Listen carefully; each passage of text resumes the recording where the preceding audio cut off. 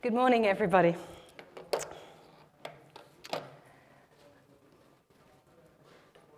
We are all connected all the time. I'm even standing on this stage with my mobile. And this connectivity is changing the way that we think and behave. We're attention seekers. We post more, share more, and are constantly looking for recognition from the community around us. What that means is there's a lot more clutter out there, there's a lot more irrelevant noise, and there's a lot of distracting mess. That leaves us all feeling really harried, and it also leaves us feeling really uncertain. Uncertain in terms of what in all of this matters. What do I trust? What should I believe? And the irony of talking about brands in the context of trust isn't lost on me. If we think about the origin of the brand, it was about trust. A brand was a seal or a stamp of approval. It was the proof of legitimacy. It immediately was recognizable, and it conjured up connotations of security and quality. If you like, the brand was the hallmark of trust, and the recent Singapore branding is based entirely on this premise. But in today's world, technology is shaping our worldview and our reality, and brands are under question, because as we understand how technology's machine is working, it's leaving us all feeling really uncomfortable. People are calling into question everything that we've trusted in the past. All authority is under suspicion. People are less likely to turn to experts for the truth. Actual facts hold less sway than they used to. And brands are finding themselves caught up in all of this suspicion.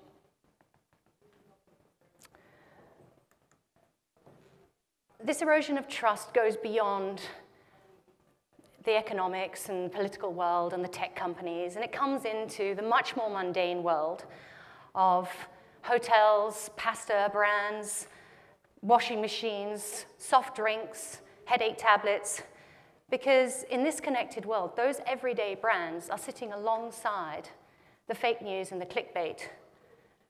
And all of those brands are also asking of consumers to share data so that the brands can better target, can better serve, and can better sell. So trust is under the spotlight, perhaps as it's never been before, except at the very start of brands' existence.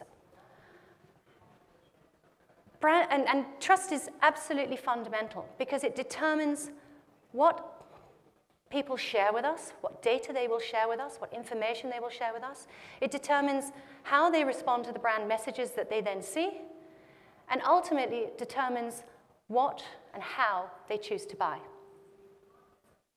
Earning and keeping consumer trust is absolutely fundamental for all brands to survive and then to thrive in today's connected world.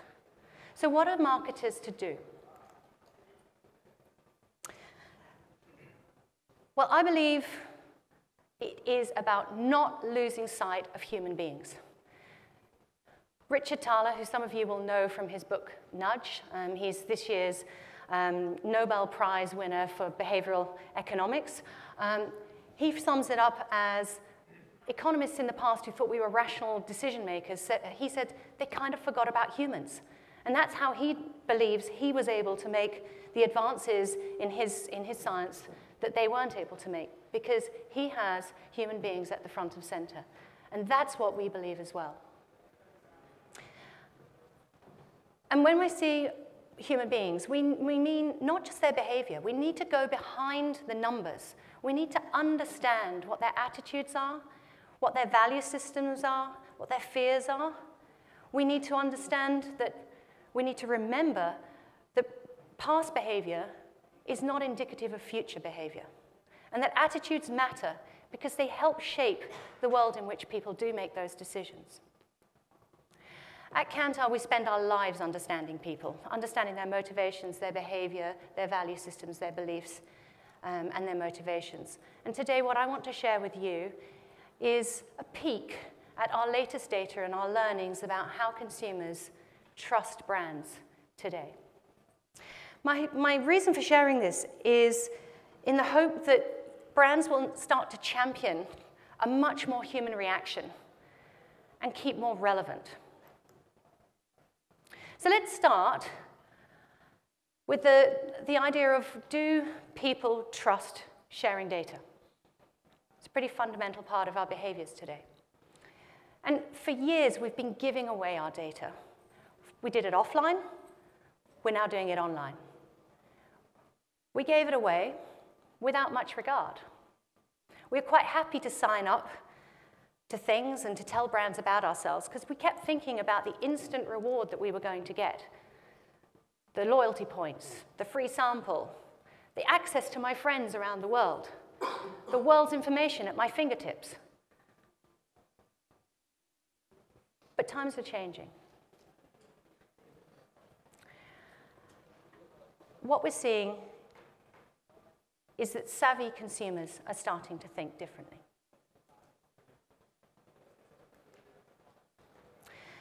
Sometimes sharing data is seen as helpful, such as, in this example, when you get travel information using your geolocation data on your way home. You know what the situation is. All of us can see the benefit in that. But sometimes it's creepy, like stalker-like targeting, when suddenly your different apps are talking to each other and they know where you've been and where perhaps you're going on your next holiday. And in extreme cases, it can be threatening. Think about identity theft or data hacking of organizations which we all believed were secure and have turned out not to be. So for many, brands have gone too far. 33% of consumers across APAC are concerned about the amount of personal data that companies know about them. And if you look at developed APAC, that number shoots up to 52%. Developed APAC is as per the World Bank definition, so Japan, Korea, Hong Kong, Taiwan, Singapore, Australia, New Zealand. And that number 52 is not far off the US, where it's 60%. So you can see that we've got an interesting situation arising where people are loath to share more data about themselves, or certainly a percentage are, but at the same time, they still want to use the services that these companies that they don't want to share data with actually offer them. We've grown to love them. We've grown to depend on them. We can't imagine not having them in our lives.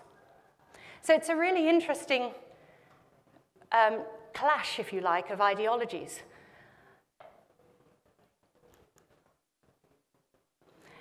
And brands really can't be complacent. I should have pointed out, actually, on the previous slide, that actually in emerging APAC, it's not quite as marked. But that's really because in the emerging markets, we're earlier on that digital transformation curve. So at the moment, attitudes towards technology are much more positive, and people haven't got round yet to thinking about the sinister side of the data. But brands can't afford to be complacent wherever they are in the region, because this is becoming a much bigger issue than just a brand issue. It's becoming a citizen issue. We've got governments and brands across the region, around the world, recognizing that the more they know about us, the more they can do. And in smart nations, it's not about how much data we choose to give, it's about what they can collect through censoring and also just general monitoring. So what we're seeing here is that data privacy concerns are only likely to grow in Asia. We're going to find citizens who are saying, stop, enough, why? Why do you need to know this data about me? What's it going to do for me? Is it going to work for me, or is it going to work against me? Let's give an example of how data can be used in a selective way. The example I'm going to use is not really sinister, but I'm pretty sure that most of you can think of much more malicious ways that data could be used. So I give a transport provider my data, where I'm going from, where I'm going to. Does that result in me not being picked up because perhaps my journey isn't far enough for that driver? Or perhaps it's too far, they don't want to go in that direction. By knowing other data about me, does that mean I get charged the same price as the rest of you? Or am I being charged less, let's hope so, or am I being charged more? So I don't know how my data is being used. And I'm sure that there are many of you in the same situation. And you can think of many more malicious ways that that data can be used in selective ways which will influence our lives. So what we're seeing in the data, these are not just opinions, this is the data speaking to us, that people are questioning whether connectivity is worth the trade-off. 36% of consumers across APAC object to connected devices monitoring their activities, even if it makes their lives easier. So that's a third of people having concerns at exactly the moment when we're getting more and more connected devices coming onto the market. And again, much more prevalent in developed APAC. Yeah?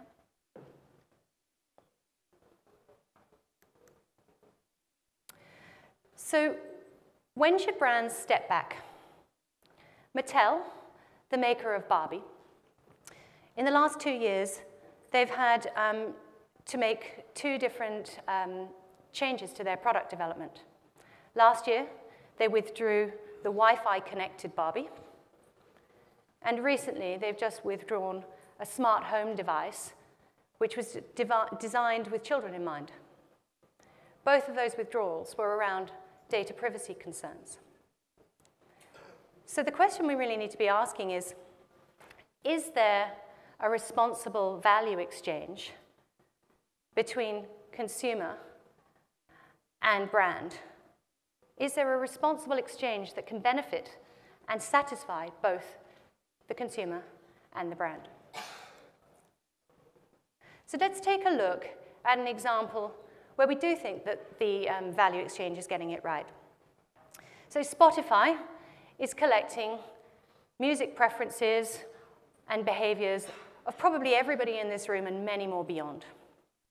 And they use that data to help us with our music recommendations. And most of us feel pretty positive towards that.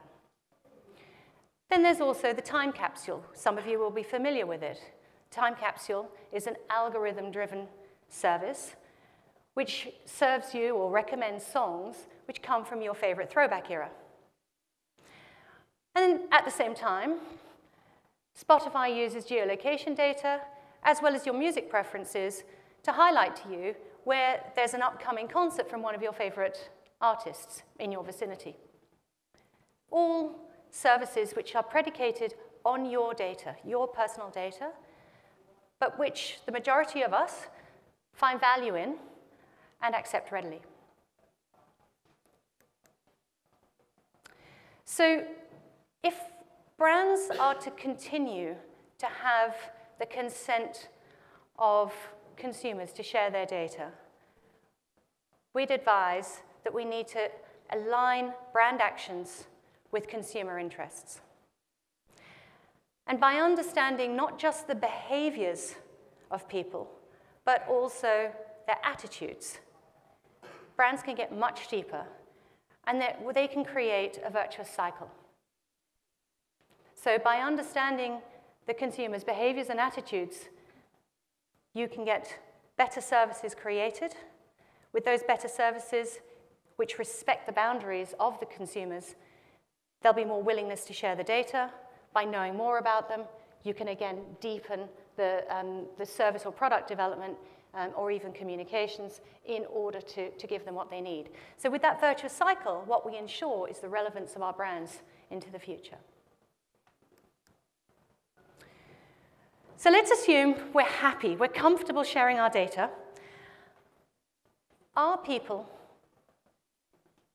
trusting in what they get back from brands that they share with. So I've given my data. Am I now happy with what's coming back from them? 3 years ago, how many of us were talking about echo chambers or social bubbles?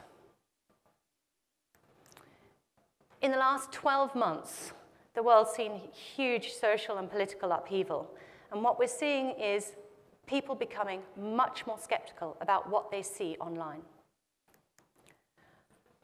Fake news is raising alert levels about social media content, and whilst we all know that politics is really bearing the brunt of this, actually all content in social spaces is being affected.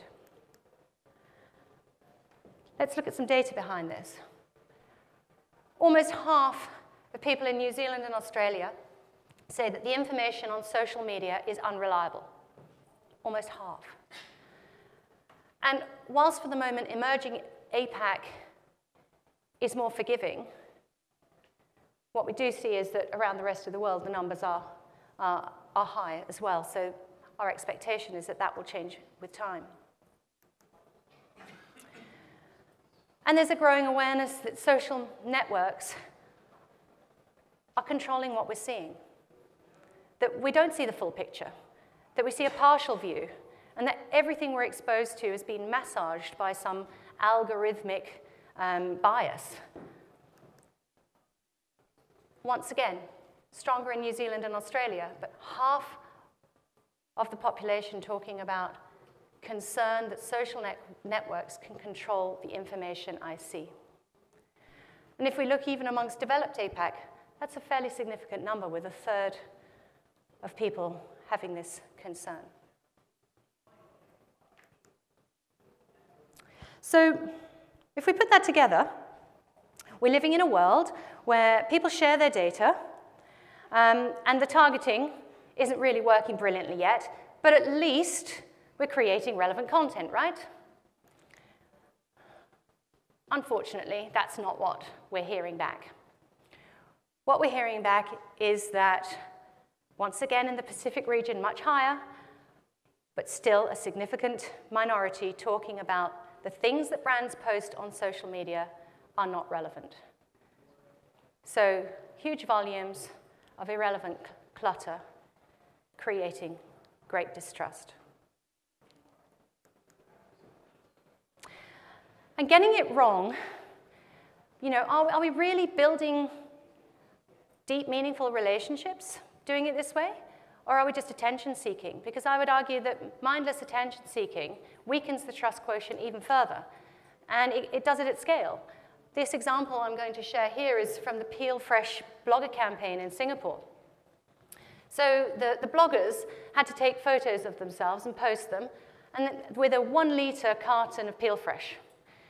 And they talked about carrying it around all day long and using it to rehydrate themselves. Now, the backlash online was pretty unforgiving. Consumers railed against the claims. They also questioned the relevance of these bloggers to the area of health and wellness. So as a result of being in the right channel, what actually happened was that the brand and these bloggers actually found that their credibility, their authenticity, and their integrity all came under question. So what it really boils down to is people want to be respected in the spaces, the social spaces that they're in. Marketeers need to go back to basics and get them right. It's really easy to say, let's do something in Snapchat, or I need to have an influencer. But just because you can doesn't mean you should. Physically being where your consumer is doesn't automatically translate into trust. In fact, as we've seen, done wrong, it's really an invasion of privacy. It's an unwanted interruption, and it's a cause for rejection. So to help keep trust and earn further trust from the messaging that brands are putting out there, we need to be hyper-conscious of the medium we're using and why. Understanding through deep exploration why your target audience is where it is, what is it doing in those spaces, what is it looking for in those spaces, really matters. Because it's by understanding them in those spaces that you can see how you can be in those spaces with relevance to them. And not just relevance to them, also in line with your brand objectives. And they may not match. There may be times where it makes sense to say, I am not going into Snapchat. And be bold about that. And the way that you can be bold is by knowing your consumers well. You know where you can be in a compelling way to build a meaningful relationship. And then the third area, trusting to buy. So buying online, probably the most exciting opportunity for marketeers and the greatest leap of faith for people. Because it's here that we part with two of the things which are most precious to us. We part with our money, and we part with where we live. And that takes some confidence. And all the eyeballs are on e-commerce, and it is true to say, can you see that data? It is true to say that there are lots of infrastructure challenges which need to be overcome in our region in order for e-commerce to really maximize its potential.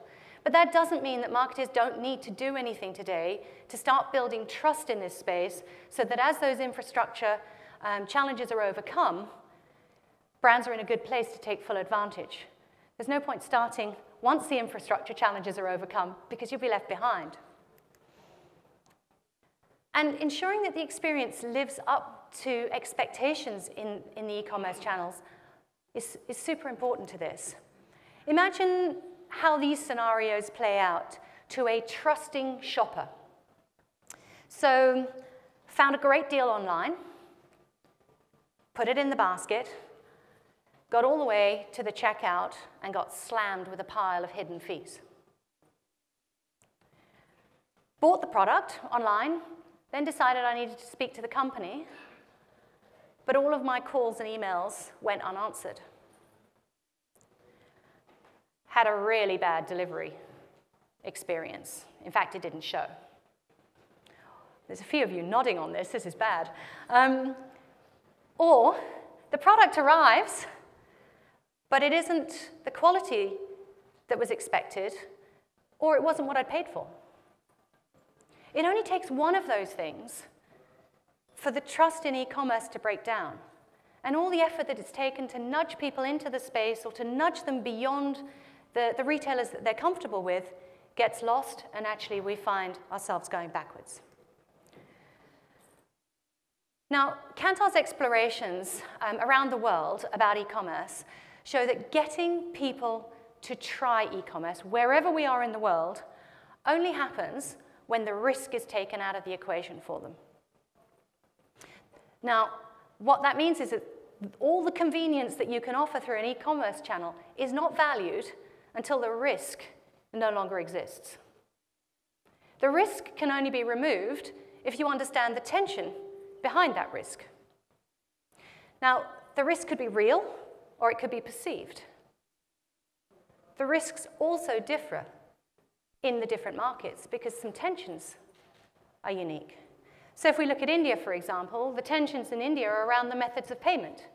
In China, it's about counterfeit or real products.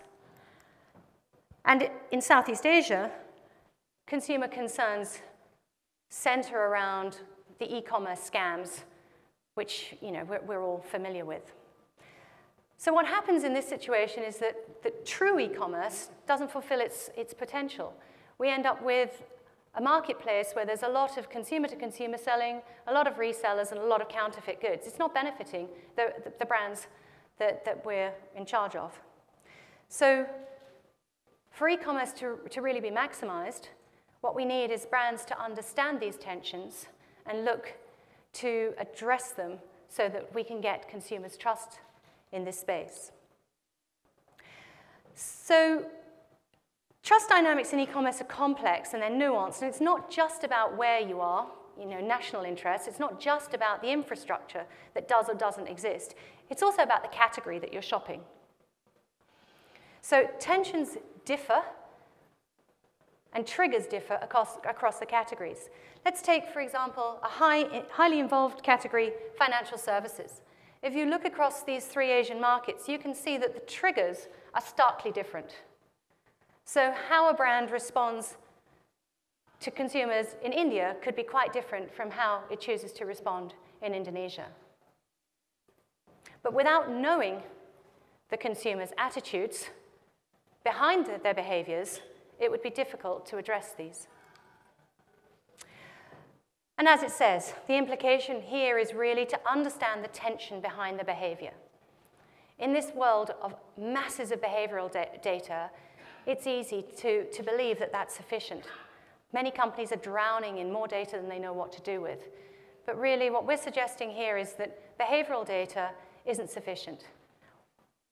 To succeed in e-commerce, brands, retailers, they really need to understand the shopper from all angles.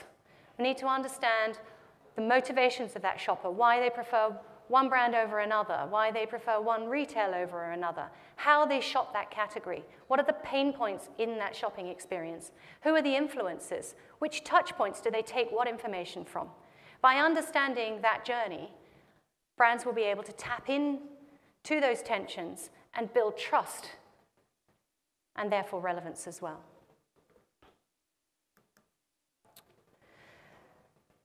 So to conclude, in a world which is awash with logos and increasing amounts of sophisticated technology, the stakes have really been raised for brands in terms of how are they going to build trust with consumers.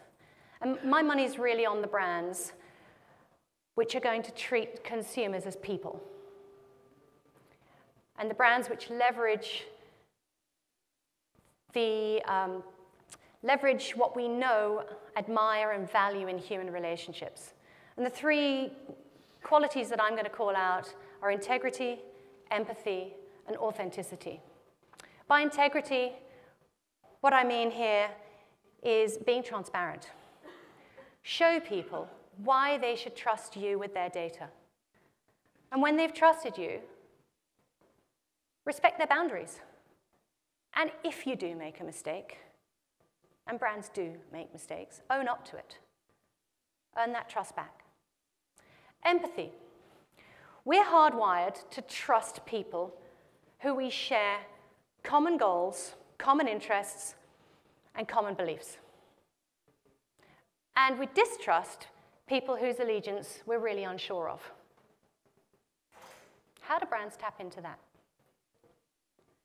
And if I think about authenticity, for a brand, behave the way people expect you to behave. Because if you behave the way they expect, they can identify with you. It doesn't raise concerns, it doesn't raise their eyebrows, it goes with their natural flow.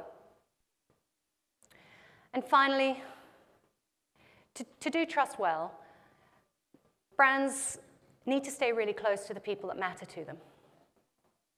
They need to be constantly abreast of what's making these people tick and continuously integrating this into what the brands are doing. Thank you.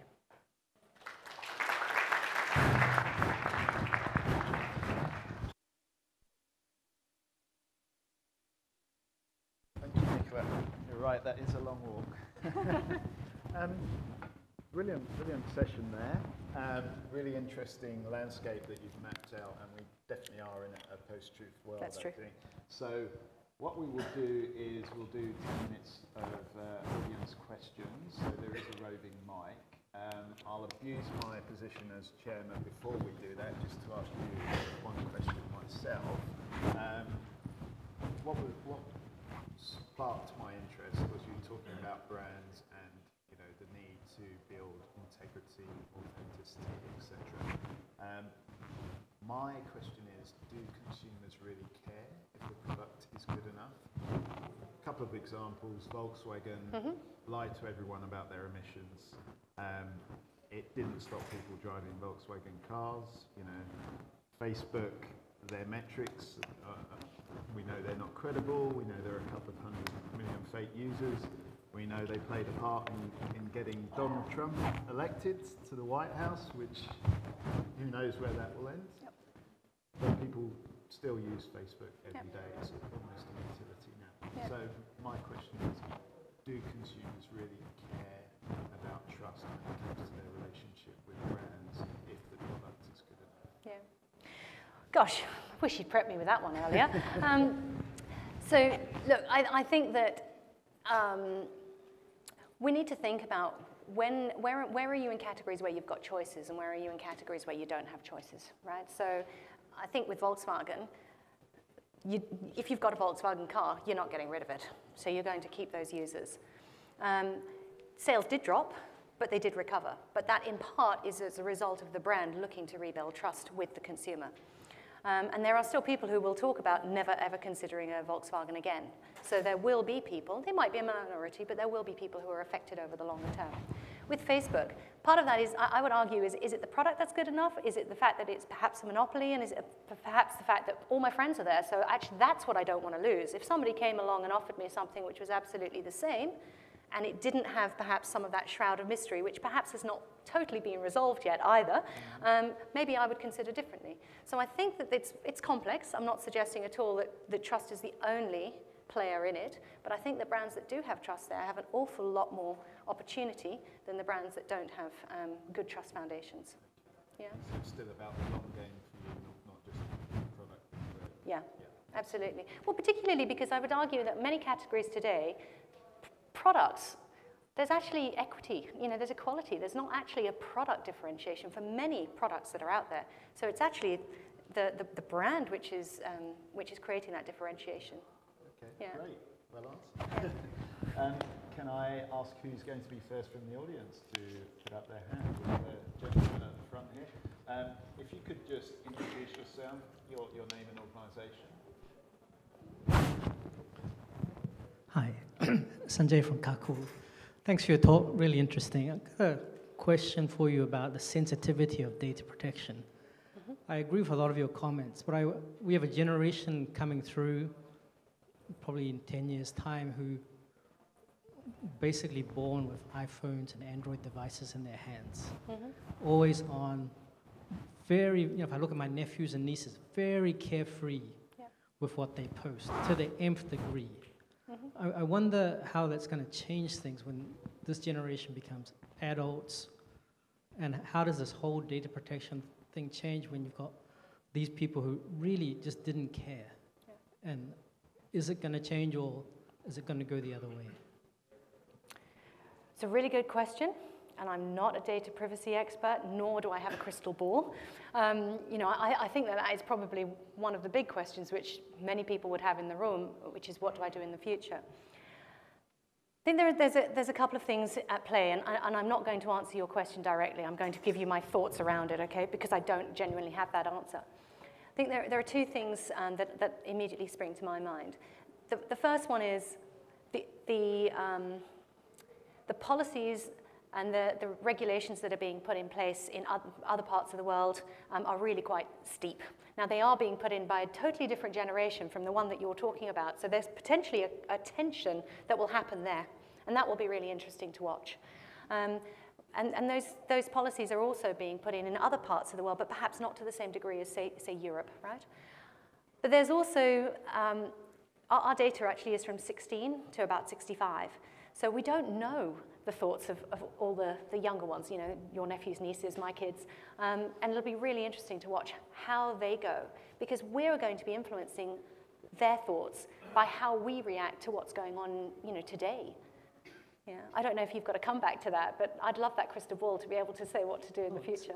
It's a huge question. Yeah. And because the other thing I see coming from, Kaku for Information, we're an ed tech company, but we also see in gamings and a lot of apps that, especially in gaming apps, that to play the game, you're forced to divulge information. So the games do that. Or to play the game, you're forced, you can't have an ad blocker running because the game won't start. So, they're manipulating the situation to get to these kids, and it's hard to draw where that line is. And I guess that the thought that comes to my mind is what happens when that model gets disrupted?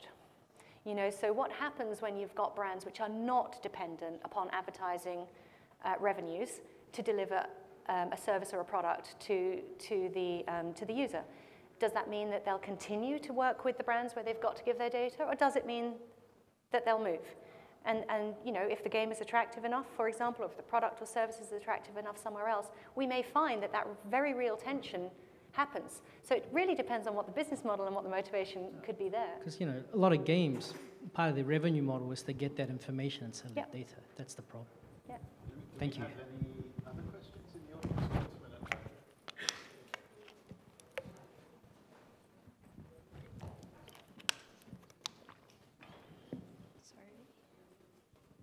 Hi, Miguel from MediaCorp. So earlier you talked about the increasing distrust or annoyance, I think you called it creepiness, of advertising, and advertising in the typical kind of interruptive model, right? Banner ads, etc. I'm just wondering if there's anything in the research that talked about, you know, the alternative that many brands are taking to that, which is developing content. So I was just wondering if any of the research shows how people are reacting to content, brand-developed content. So I've only got the top layer of the research. I can definitely have a look through and see if there's anything deeper for you. But I actually think there are the implication that we've talked about today also holds sway with what you're saying. You know, so when is branded content playing in the space that feels right for me? Versus when does it just look like it's just had a brand sort of slapped on it? Because, you know, we all know that branded content, there's different levels of quality, so to speak. So I think that coming back to integrity, empathy and authenticity, the more that you can align those interests of the brand with the target audience, I think that that's obviously going to enable you to really make a difference. Yeah, but I can certainly pick up and see what we've got and come back to you. Yeah. Thanks. Just to follow up. Yeah. Are there any brands that you think are doing particularly well in that space, that content marketing space, that native advertising space, where they are aligned with their target audience, they're delivering great, authentic content that people really engage with? Are there leaders and laggards that immediately come to mind for you? Off the top of my mind, nothing comes to my mind, but I'm going to pick you up on a brand. I'll share a brand which I thought was really interesting in a slightly different angle. So I was reading something about Airbnb last week where they were talking about how they had investigated not just the behaviors of their users, but also their attitudes. And it has influenced the way that they're using language on their site, which I think is you know, it sounds minute, the changes and the tweaks that they're making, but actually what they're seeing is it's having quite a big impact. I'll give you an example of the language that they cited. So they found that using the word trendy to describe a property really didn't mean anything for people.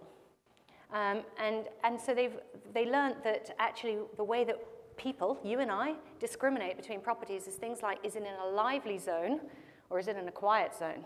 You know, am I going to get some sleep or am I going to party? That kind of thing. And so by understanding the language of their target audience, they've been able to make product enhancements which have been able to help the consumer to make better decisions and therefore to have higher levels of satisfaction. So I thought that was a really nice example of how, you know, you don't get that from people's behavior. You don't know, but because I didn't take that property and I took that one, it was because I thought I wouldn't get a night's sleep or I thought I couldn't party. But it's only by actually drilling down and actually understanding how people talk about it in their own language that you're able to make those distinctions. Yeah? Okay. I think we've got time for maybe 2 more questions before we end. Are there any more questions out there in the audience? Excuse me. To put your hand up. Gentleman at back there. Thank you. Just wondering, do you think brands are more or less trusted? Brands? And the final 3 words on the slide about empathy and authenticity and so on, are brands getting better at that or worse at that? Poor. It's good to have friends in the audience today. Do I think brands are more or less trusted? Overall, I think that given what we're seeing here, brands are so big in the digital space that I do think that there are bigger question marks. And the bar has raised, right? So, you know, it's harder to keep and retain that trust. What was the second part of your question? The three words yeah, that you the three said would words. Do imply I think trust. they're doing it well? I think that there are examples that are doing it really well, but I think overall, I personally feel that at the moment there is too much focus on what we can do rather than what we should do. So I feel that we're putting the technology far further in front than we are putting the human beings and their interests. And I spend a lot of my time talking to people about why things aren't working in this new space, rather than talking about what's the objective for the business and where is the right space to be doing that, because that's where the right intersection is between what my brand needs to do and what my consumer wants from me, or wants from life, to be honest, rather than just from me. So I guess a roundabout way of saying I'm not impressed at the moment. And we've got time for one final really quick question, if there are any burning questions in the audience, before we have to close.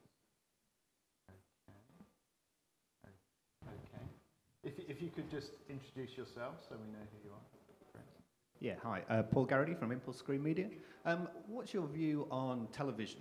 It generally comes out as a much higher trusted medium than digital, and yet traditionally doesn't understand even who's watching, never mind the details about the customer. So how does that play out in terms of trust and understanding? Yeah, that's really interesting, because obviously the press is also doing quite well, and if we've looked at press figures recently, you know, they've been going down for years. I don't think it's so much the medium that's the... How do I describe what I mean? I don't think it's the medium television which is the hero. I think it's the way that brands are working in that medium. So, you know, over the last 20 years, working with brands, they've spent a lot of time to understand how best to communicate to people through television. So that means that they're looking to understand the consumer from an exploratory space, and they're taking it all the way through to advertising pre-testing to understand if they're delivering in the right way. The same amount of work is not being done on digital. So just because digital copy is cheaper to produce and quicker to put out, people aren't spending the time to understand what the quality of that content is and whether it's going to get them the answer that they need. And actually, 80% of the impact comes from the creative. So if anything, we're over-indexing, spending far too much time talking about the channel, when actually we should be spending an awful lot more time thinking about the content that we're putting into that channel. That will make the biggest difference and take away this sense of over-clutter that all of us have in our lives today. Over-clutter, which is irrelevant, I should add, in our lives today. Brilliant. Yeah. Well, I think that's a great note to end on. Focus on the content. Content is king. So before I ask you to thank Nicola, a quick note on what's to come next. We're back here at noon with a session titled The Truth About Trust. That will highlight some fascinating new research, so please do come back for that one. And please refer to the Mumbrella 360 Asia app to see what's coming up next on all the other stages. And now, if you could please join me in thanking Nicola for a great talk.